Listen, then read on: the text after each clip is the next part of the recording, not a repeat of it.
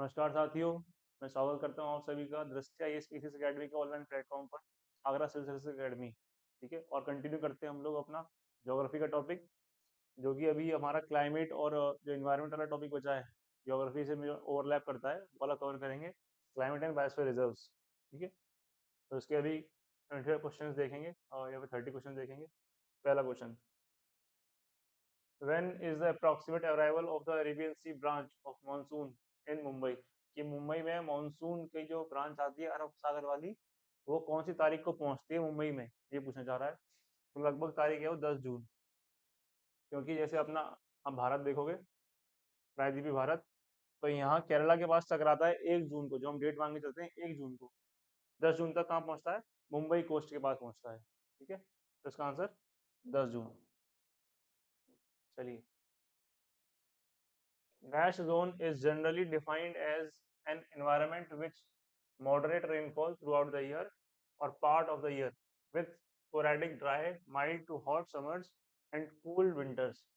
मैं पूछना चाह रहा है, ऐसा कौन सा पृथ्वी का क्षेत्र है, अगर उसको हम किस नाम से जानते हैं ऐसे क्षेत्र को, जहाँ पे लगभग वर्ष भर कुछ हिस्सों में मध्य वर्षा होती रहती है और शुष्क समय हल्का गर्म, कभी कभी ठंडा ग्रीष्मकाल और ठंडी सर्दियां पाई जाती हैं। है ना, तो किस क्षेत्र की बात कर रहा है ये? तो हमारी जो हमने बांट रखा है अपनी पूरी पृथ्वी को, तो उसमें जो अपने कर्क रेखा और मकर रेखा के ऊपर और मकर रेखा के नीचे का जो क्षेत्र है, कर्क रेखा के ऊपर मकर रेखा के नीचे, इसको बोलते हैं शीतोष्ण क्षेत्र, टेम्परेट जोन।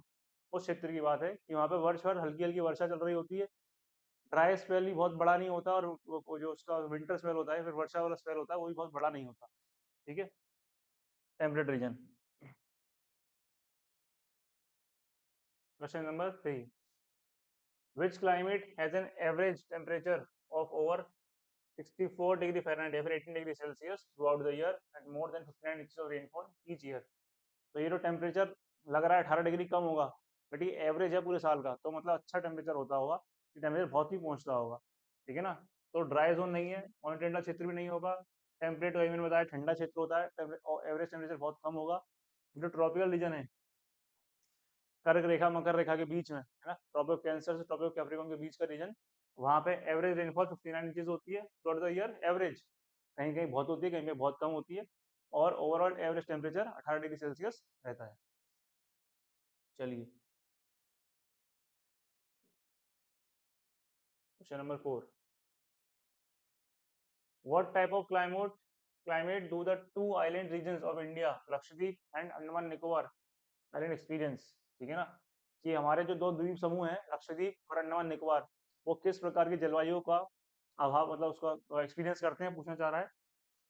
तो देखो भाई, कुछ वर्ड बड़े क्लियर हैं, जैसे एक वर्ड है सब ट्रॉपिकल, यहाँ भी और यहाँ भी। तो अगर आपको इनकी लोकेशन पता है कि ये ट्रॉपिकल रीजन में आते हैं, तो सब ट्रॉपिकल क्लाइमेट तो नहीं मिलेगा, दो ऑप्शन तो ऐसे ही कट गए। एक यहाँ पे लिखा है कि सेमी एरिड, एरिड एरिड मतलब शुष्क होता है, शुष्क। अब एक द्वीप है, यहाँ उसके चारों तरफ समुद्र है, तो शुष्कता तो होगी नहीं, तो एक ही ऑप्शन बच रहा है अपना, ट्रॉपिकल वार्म क्लाइमेट, है ना, कि उष्णकटिबंधीय गर्म जलवायु रहती है। बाकी तीन ऑप्शन गलत हैं।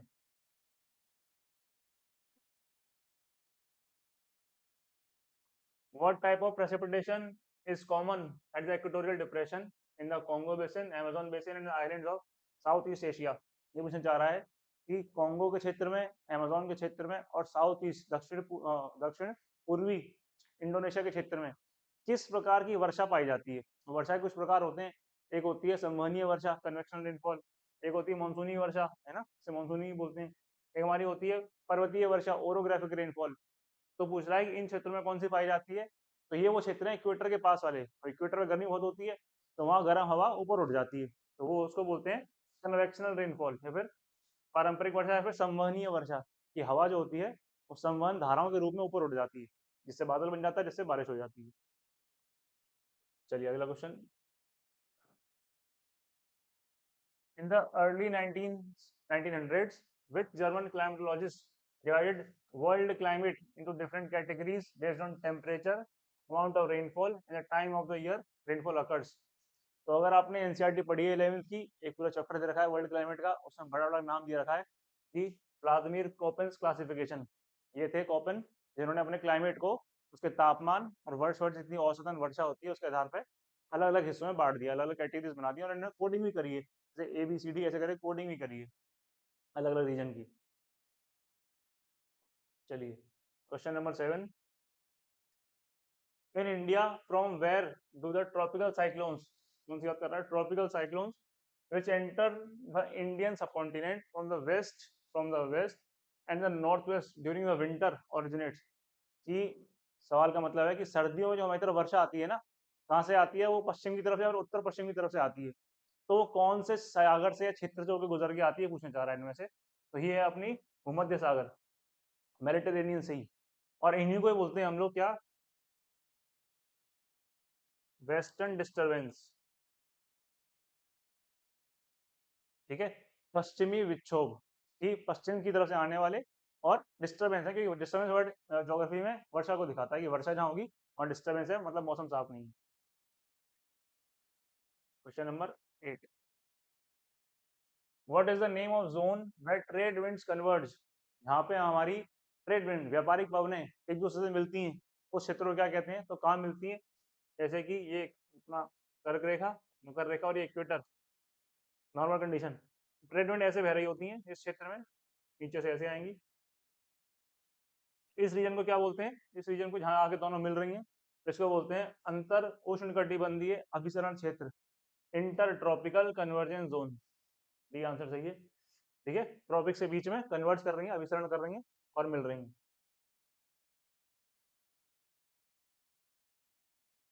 According to the Koppen's classification scheme, dry climate are the subdivided using the capital letter S for semi-arid region, for steppes and W for dash region। तो इसने बोला, देखो आंसर ने बता दिया कि ड्राई क्लाइमेट को, शुष्क जलवायु को कोपन ने दो वर्ड से बांटा है। ठीक है, एक है एस, एस मतलब ये सेमी एरिड और स्टेपी वाले क्षेत्र, उनको एस से बोलेगा जहाँ शुष्कता मिलेगी। एक वर्ड है दूसरा डब्ल्यू, डब्ल्यू से बांटा है। तो उसने पूछा कि डब्ल्यू क्या दिखाता है, अब देखो भाई ड्राई है, ड्राई है ना, तो हाईलैंड विंटर ड्राई वेट, तो वेट तो नहीं होगा, बिल्कुल ठीक बात है। तो ये जो है ना डेजर्ट, मरुस्थल, मरुस्थल के लिए कोड दिया गया है डब्ल्यू। ठीक है, जब आप वाला चैप्टर पढ़ेंगे एनसीईआरटी में, तो आपको राजस्थान के क्षेत्र में डब्ल्यू लिखा हुआ दिखेगा, या फिर मेनली जहाँ वेस्टर्न साइड होंगे कॉन्टिनेंट के, वहाँ को डब्ल्यू वाला पोर्शन मिल जाएगा। चलिए, तो ये डेजर्ट को दिखाता है W code. Areas like the southern part of Gujarat, eastern Tamil Nadu, northeast peninsular over Odisha, Jharkhand, Bihar and east Madhya Pradesh receive rainfall between, ये पूछ रहा है कि इन क्षेत्रों में, गुजरात हो गया, तमिलनाडु के कुछ क्षेत्र हो गया, उत्तर पूर्व हो गया अपना उड़ीसा, झारखंड हो गया, बिहार हो गया, इन क्षेत्रों में कितनी औसतन वर्षा होती है। ठीक है, तो देखो उत्तर पूर्व तक थोड़ा टच कर रहा है और गुजरात वगैरह के क्षेत्र में ही पहुंच रहा है। ठीक है, तो नॉर्मल वर्षा होती है लगभग 100, कहाँ पे, नॉर्दर्न, अपने नॉर्दर्न प्लेन्स में, उत्तरी मैदानों में 100 के अराउंड होती है। यहाँ होती है 100 से 200 के बीच में। इतनी तो कहीं नहीं होती इंडिया में, सिर्फ एक ही जगह होगी, दो जगह होगी, एक तो अपना पूरा नॉर्थ ईस्ट वाला पोर्शन और अंडमान निकोबार में हो जाएगी, इतनी कहीं नहीं होगी। ये बता, ये दोनों एक ही कैटेगरी होंगी लगभग। इतनी वर्षा लगभग, ये इतनी वर्षा वहाँ है कि जहाँ पर हम लोग बोलते हैं कौन से, moist deciduous forest, sorry moist deciduous नहीं होंगे, ये ड्राई वाले होंगे, ड्राई डेसिडियस फॉरेस्ट है ना। शुष्क पर्णपाती वन जहाँ मिलेंगे वहाँ आपको लगभग 50 से 100 के बीच में वर्षा मिलेगी। 50 से कम वर्षा वहाँ मिलेगी जहाँ पे आपको क्या मिलेगा, कटीले वन मिल जाएंगे, डेजर्ट मिल जाएगा। ठीक है ना, इन क्षेत्रों में वर्षा 100 से 2 centimetre.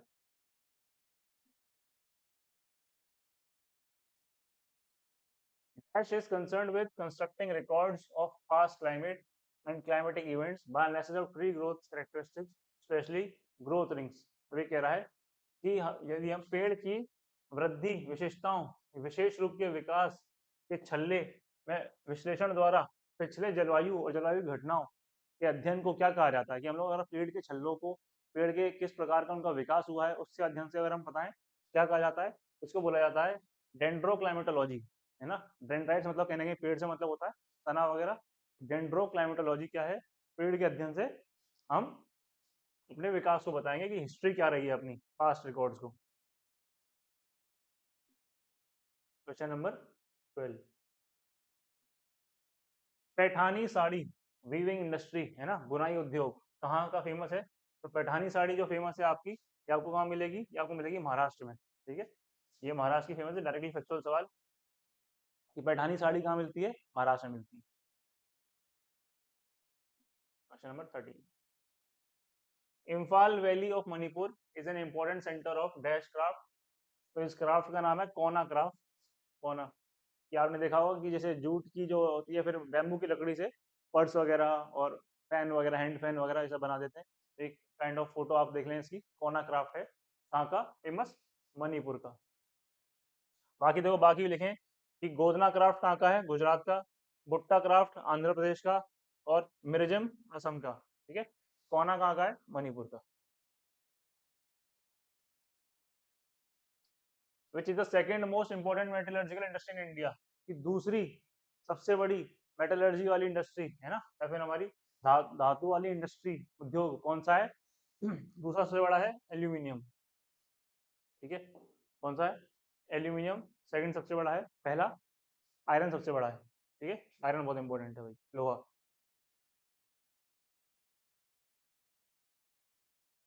Question number 15, in which of the following places is a steel plant under SAIL located. ये पूछ रहा है कहाँ स्टील प्लांट मिलेगा आपको सेल वाला। तो ये है भिलाई स्टील प्लांट कहते हैं इसे। ये डिस्ट्रिक्ट दुर्ग में पड़ता है, छत्तीसगढ़ जिले में पड़ता है। भिलाई स्टील प्लांट बड़ा फेमस है, बहुत बड़ा भी है अपने ओवरऑल प्रोडक्शन कैपेसिटी के मामले में। अगला, विच of the following industry is not included in the 8 core industries of India. है ना, हमारे पास 8 कोर इंडस्ट्रियां हैं, तो इनको कोर बोलते हैं। इनको संभाल लिया तो लगभग आपका अर्थव्यवस्था पूरी सही चलेगी।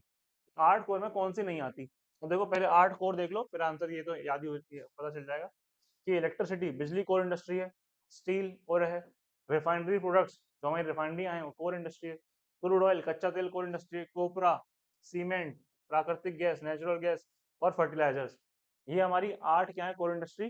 बट कॉटन जो है ये कोर इंडस्ट्री में नहीं आता, तो कॉटन इसका आंसर हो गया। कॉटन कोर इंडस्ट्री नहीं है। टोटल कोर इंडस्ट्री कितनी है? 8 है। 8 नंबर भी याद रखना है, 8। Where in India is the first indigenous built atomic power plant located.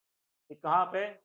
Indigenous मतलब स्वदेशी, है ना, स्वदेशी रूप से निर्मित पहला एटॉमिक पावर प्लांट लगाया गया था। तो ये लगाया था Kalpakkam.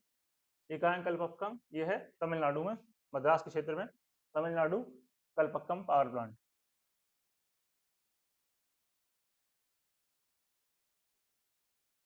Under which 5 year plan, ये अगला question, under which 5 year plan the steel plant of Rourkela, Bhilai and Durgapur were establish. कि कौन से 5 ईयर पंचवर्षीय योजना के तहत राउरकेला, भिलाई और दुर्गापुर के प्लांट हमने स्थापित किए थे? तो ये था हमारा दूसरा, सेकंड, कि सेकंड 5 ईयर प्लान के तहत हमने स्थापित किए थे। ठीक है, कहाँ कहाँ पे? राउरकेला, भिलाई और दुर्गापुर। चलो भाई, question number 19, in which state of India is a Seshachalam biosphere reserve located. Seshachalam biosphere reserve कहाँ पाया जाता है? तो इस नाम के नेशनल पार्क ही मिल जाएगा आपको, तो पहाड़ियाँ ही मिल जाएंगी, शेषाचलम की पहाड़ियाँ। ये आंध्र प्रदेश में पाया जाता है। राइट सवाल, शेषाचलम बायोस्फीयर रिजर्व आंध्र प्रदेश में पाया जाता है। The wilds deer subspecies, deer की सब स्पीशी पूछ रहा है, which is classified as endangered. इसे संकटग्रस्त या फिर लुप्त प्राय, है ना, बोला जा रहा है आईयूसीएन के रेड लिस्ट में। ये कहाँ पाई जाती है भारत में? तो ये पाई जाती है भारत में कहाँ पे? केबुल लांजाओ नेशनल पार्क में। कहाँ है? मणिपुर में। इस पार्क में 2-3 वर्ड बड़े फेमस हैं, जैसे कि यहाँ पे एक लेक है, उसका नाम है लोकटक लेक। लोकटक लेक, ठीक है ना, झील, लोकटक झील मिलती है। यहाँ पे एक डियर मिलती है, उसको मिलता है, हम बोलते हैं संगाई। संगाई बोलते हैं डियर को। और इस डियर को, क्योंकि ये जब कूदती है तो ये ऐसा लगता है कि डांस कर रही है, तो उसको बोलते हैं डांसिंग डियर। डांसिंग डियर, ठीक है। और किस पे कूदती है? तो ये जो झील है ना, जो लेक, लोकटक लेक, इसी को बोला गया है क्या? फिर केबुल लांजौर नेशनल पार्क। तो यहाँ पे घास के बड़े बड़े फुंडिस से हैं, मतलब कि जिसको बोलते हैं पीट, की सड़ी हुई घास है ना, उसका डेड मैटर पड़ा हुआ है, उसको नाम क्या बोलता है? फुंडिस। तो आपको कुछ वर्ड याद रखने हैं, कहाँ से? केबुल लांजौर नेशनल पार्क से, कि लोकटक लेक, है ना, एक डिगर, उसका नाम संगाई, उसको डांसिंग डियर ही बोलते हैं। फिर कहाँ पे वो जम करती है, तो वो जो क्षेत्र कहलाता है उसे बोलते हैं फुंडिस। फुंडिस है क्या? एक मृत वनस्पति है, डेड मैटर है, डेड वेजिटेशन है, जो कि लोकटक लेक में पाया जाता है। चलो भाई, question number 21, which of the following tiger reserve, national park and state stated is incorrectly matched, incorrect पूछ रहा है। तो मानस टाइगर रिजर्व असम में, ठीक है। बांधवगढ़ नेशनल पार्क मध्य प्रदेश में, ठीक है। सुंदरवन नेशनल पार्क उड़ीसा, देखते हैं। कॉर्बेट नेशनल पार्क उत्तराखंड, तो ये भी ठीक था, ये गलत था उड़ीसा वाला। सुंदरवन कहाँ है? पश्चिम बंगाल में है, वेस्ट बंगाल, उड़ीसा में नहीं है। चलो भाई, the Buxa tiger reserve in West Bengal is threatened by the ongoing. अब बुक्सर टाइगर रिजर्व का क्षेत्र वेस्ट बंगाल में है, यहाँ पे बहुत ज्यादा किसकी माइनिंग होती है? डोलोमाइट की माइनिंग होती है। और जब माइनिंग करेंगे तो वहाँ गड्ढे बनाएंगे, सुरंग बनाएंगे, तो जानवरों की जो जीवन है, जानवरों का स्थान है, उनका जो हैबिटेट है वो डिस्टर्ब होगा। इसलिए बड़ा खतरा है डोलोमाइट की माइनिंग से। किसको? बुक्सर टाइगर रिजर्व को, है ना। डोलोमाइट माइनिंग चल रही है, उससे खतरा है बहुत। Question number 23, Kanchenjunga biosphere reserve is located in which of the following states. Kanchenjunga biosphere reserve कहाँ पाया जाता है? तो डायरेक्टली सवाल है ये सब। तो सिक्किम में पाया जाता है। कौन सा? कंचनजंगा। अभी मैंने एक बताया केबुल लामजाओ कहाँ पाया जाता है, तो केबुल लामजाओ मणिपुर, ठीक है। चलो, question number 24, in which state is the Nokrek biosphere reserve located. तो नॉकरेक कहाँ है? नॉकरेक अपना है मेघालय में, नॉकरेक मेघालय में है। और नॉकरेक के संग एक और मिलेगा आपको, बालपक्रम, ये भी मेघालय में है। मेघालय के दो नाम है, बालपक्रम ये नेशनल पार्क है, नॉकरेक बायोस्फीयर रिजर्व भी है, ठीक है, नेशनल पार्क भी है। चलिए अगला question, in which of the following state is the Srivilliputhur elephant reserve located. की एलिफेंट रिजर्व कहाँ है? श्रीविल्लीपुथूर नाम का। तो ये है, नाम से ही समझ में आ रहा है थोड़ा बहुत, तमिलनाडु में होगा। इसी नाम का आपको कॉरिडोर ही मिलेगा, वहाँ पे तमिलनाडु में ही। Question number 26, Baghmara pitcher plant sanctuary, है ना, is located in which of the following state. ये एक पिक्चर प्लांट है बागमारा नाम का, ये आपको कहाँ पाया जाता है? तो ये पिक्चर प्लांट वगैरह ऐसे क्षेत्र में मिलेंगे जहाँ वर्षा बहुत होनी चाहिए, क्योंकि वहाँ पे घने जंगल होने चाहिए। तो घने जंगल वाला इन चारों में से जो राज्य है, अब दो में कन्फ्यूज हो सकते हो, मेघालय या असम, बट फिर भी इन दोनों में से भी मेघालय में ज़्यादा घने जंगल हैं, तो वहाँ आपको पिक्चर प्लांट की कैटेगरी मिलती है, उसका नाम है Baghmara. Question number 27, in which of the following state is the रोवा वाइल्ड लाइफ सेंचुरी, है ना, लोकेटेड। तो रोवा वन्यजीव अभ्यारण्य कहाँ पे है? ये त्रिपुरा में है। डायरेक्ट सवाल है, फिफ्थ सवाल, कि कुछ वाइल्ड लाइफ सेंचुरी इंपॉर्टेंट होती है, पढ़नी पड़ती है, बट क्योंकि वाइल्ड लाइफ सेंचुरी बहुत ज़्यादा है, 567 है कुछ, तो इन्हें हमें याद नहीं करना होता, है ना। जो इंपॉर्टेंट होती हैं किसी महत्वपूर्ण नेशनल पार्क के पास होती हैं, उन्हें ही पढ़ना होता है बस। बट राष्ट्रीय उद्यान, नेशनल पार्क आपको सारे पढ़ने पड़ेंगे, 106 हुए इंडिया में इस टाइम, पढ़ने पड़ेंगे अभी। एक कहाँ पे है भाई? त्रिपुरा में। 28वां सवाल, dash national park is located in Ladakh.